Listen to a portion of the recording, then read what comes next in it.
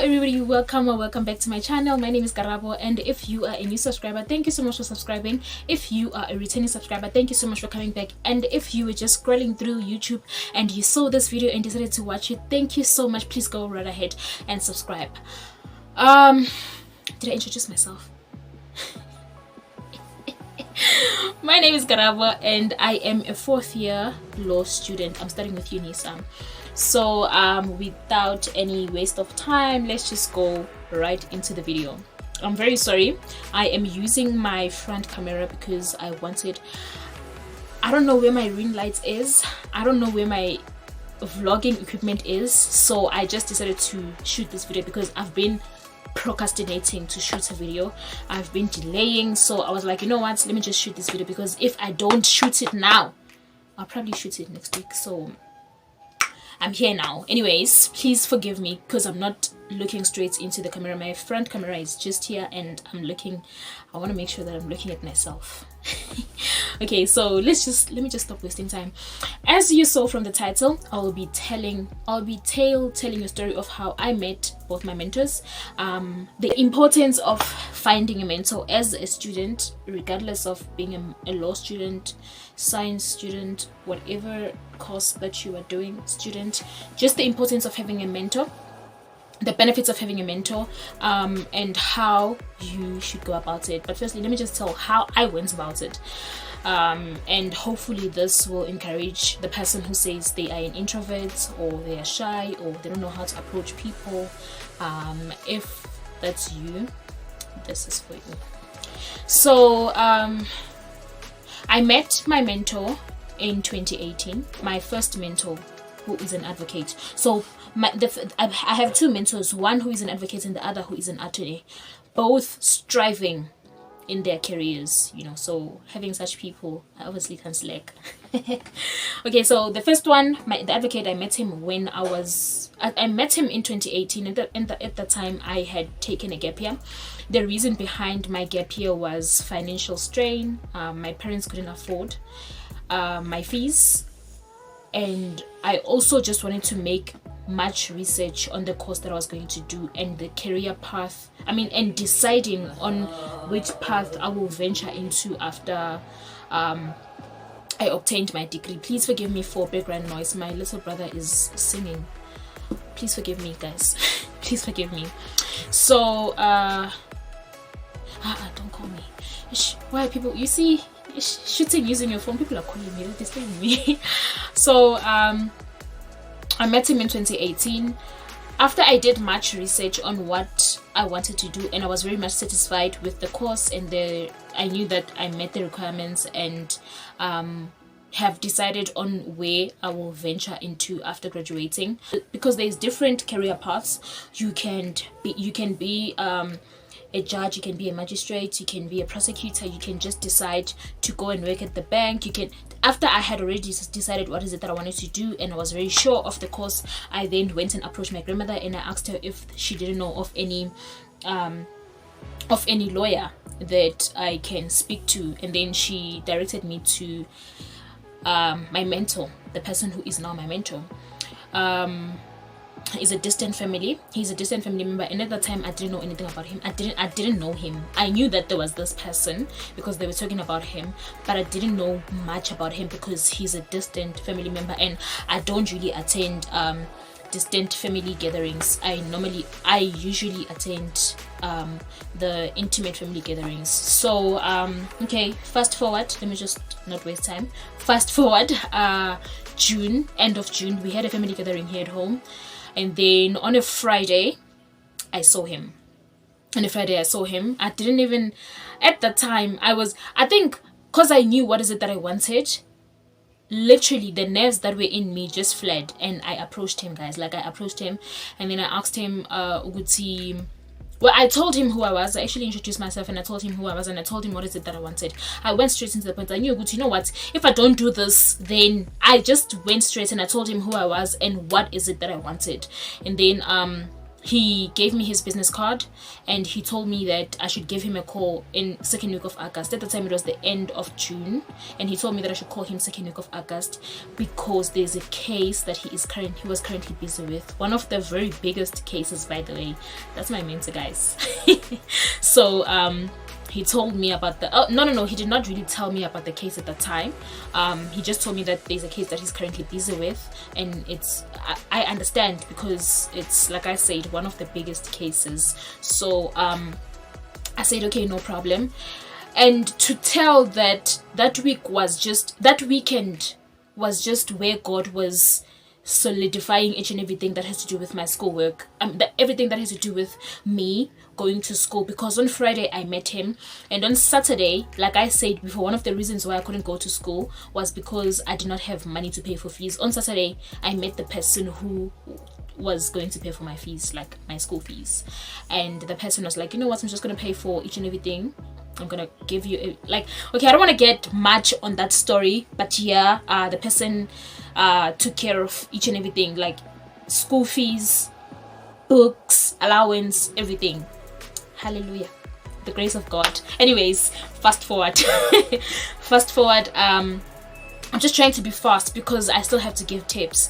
Fast forward, second week of August, the date that he gave me, that week was actually the week where I had to apply for school. So I gave him a call on a Tuesday, but he didn't answer my call. I was not really discouraged by that because I just knew in me that, you know what, this man is going to be my mentor. Like, even if he didn't want to, but I was going to force him because I was very serious about him being my mentor. So I called him on a Tuesday. He didn't answer, and I just told myself that I'll call him during the weekend because I somehow just thought that he's probably very busy. On a weekend, which was on a Saturday, I remember my grandmother had sent me somewhere, and then when I came back, I gave him a call. And then when I gave him a call, I told him who I was, and immediately said, hang up, I'll call you. He called me in a few seconds, and I explained to him what is it that I wanted. I told him that I would like for him to be my mentor. To tell you that he was so excited, like, in him, he was just really happy that there is someone that he inspires, and that person would want to work with him, you know, under him. So I spoke to him, and then immediately he told me about another case that he was working on. It was a very long case. It started I think it started at the High Courts. It was, I can't even tell the information, like, you know what.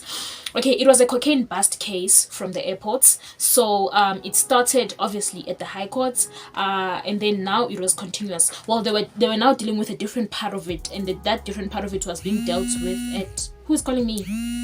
No, man. Sorry guys, I'm so sorry about that. I'm really, really sorry about that. Like I said, I'm using my phone to shoot, so he told me about it. They were just dealing with a different part of it, which was now that part of it they were at the magistrate courts, the district court, the magistrate court. And then he told me when it was actually postponed to a different date, and that's the date that he told me about, and he said that I should come. I immediately went there on that day. Well, I went there on that day that he gave me. When I got there, I went to the court that he told, because like there's different rooms there, like there's district court 1, district court 2, district, you know, there's just different districts. So I went to the district that he told me about. Oh, my lips, they get dry, sorry guys. So he told me about I went to the district that he told me about, the district court that he told me about. When I got there was not much people. In fact, in the gallery, I was the first person to arrive. So he arrived, and when he got there, he went to the front wherever the advocates and the lawyers sit, and then he placed his guys. I think this is a very long story. You know what? I'm just trying to cut it short because this phone keeps on ringing. So and then he came and he said to where I was sitting, and then he explained very much things to me. He told me about, that was the first time I actually entered the courtroom, by the way. And then he told me, like, explained things to me, like, this is the gallery, this is where the witness stands, this is where cross-examination takes place.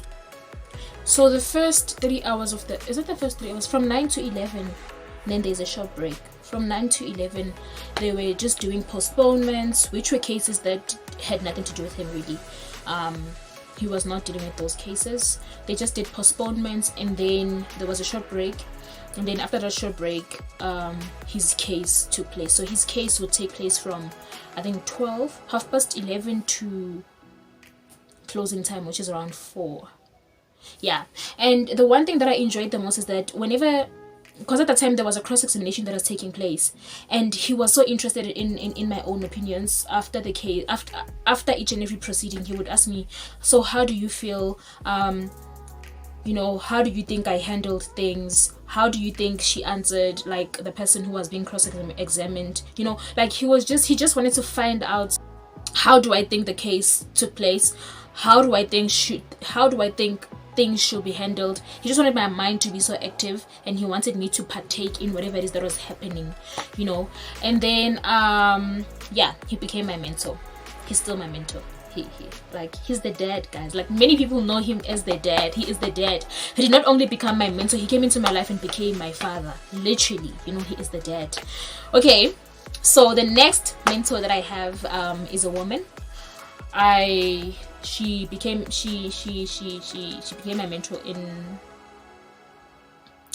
last of last year. Is it last of last year or early last year?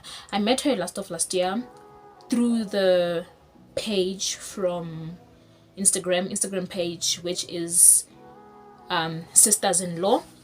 That page is a page where they interview successful lawyers. It can be lawyers in corporate law, in mining law, maritime law, different parts of law.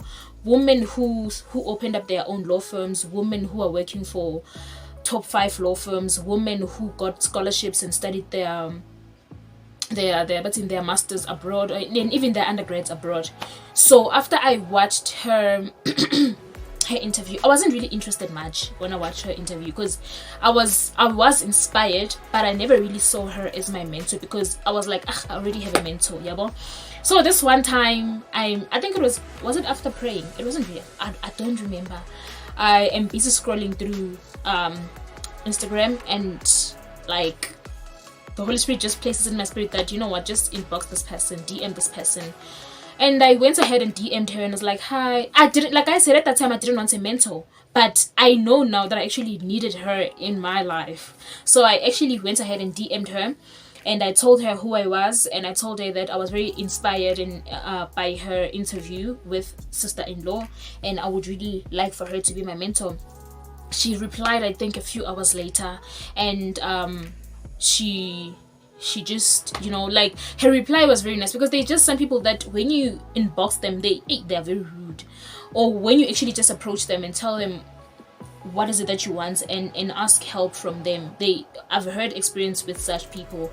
But with her, she was very different. She was so nice, she was welcoming, and she told me that, you know what, I actually have a formal mentorship program. She gave me the number of the secretary of that mentorship program, and she said, message this person and tell them that I sent you, and then she will add you on the program. The grace of God, I entered into the program like when they were already in the middle of it, like when they were already in the middle of the year, I entered into the program, and she has become my mentor.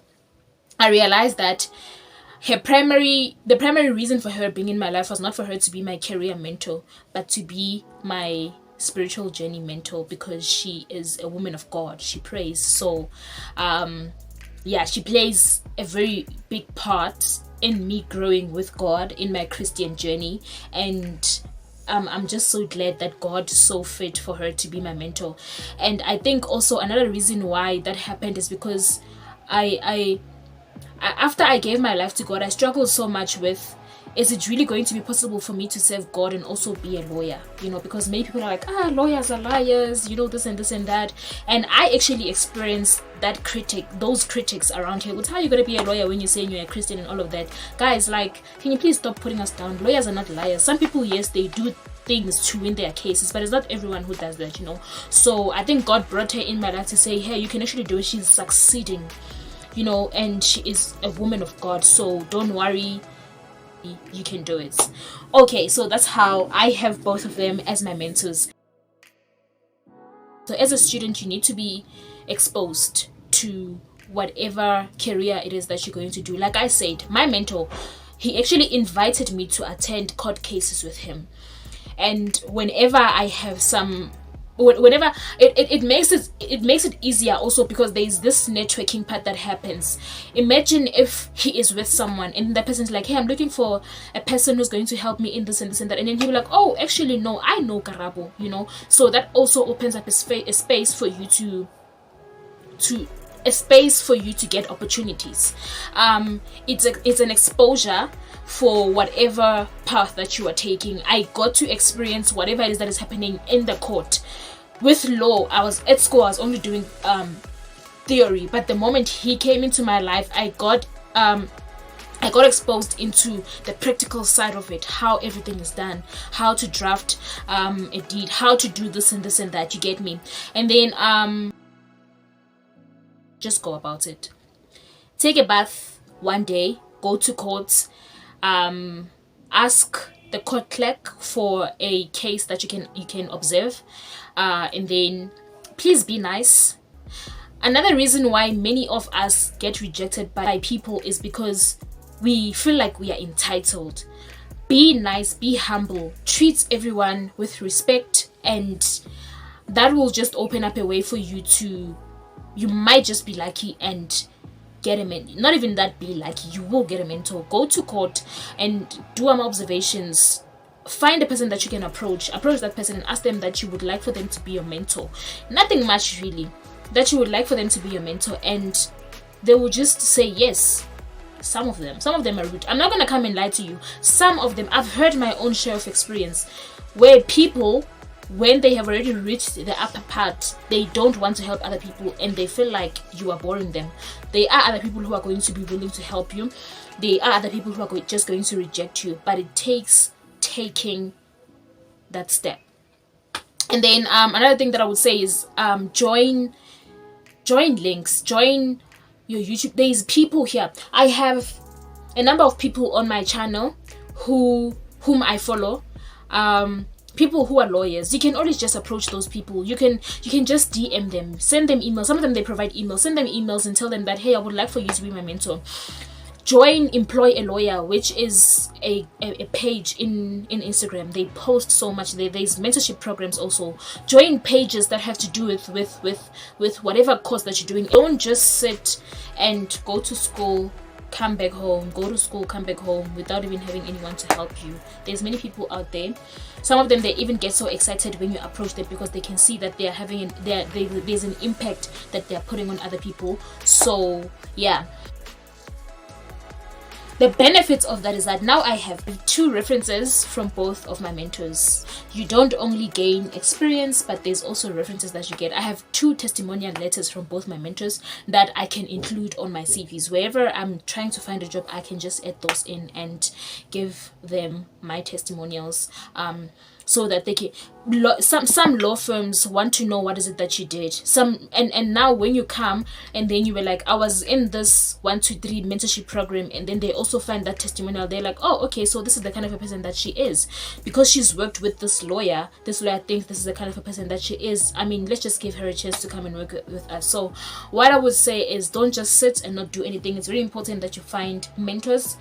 It's very important that you join organizations. It's very important that you just expose yourself, man. There's many programs that you can do. There's online programs that you can do, but do something.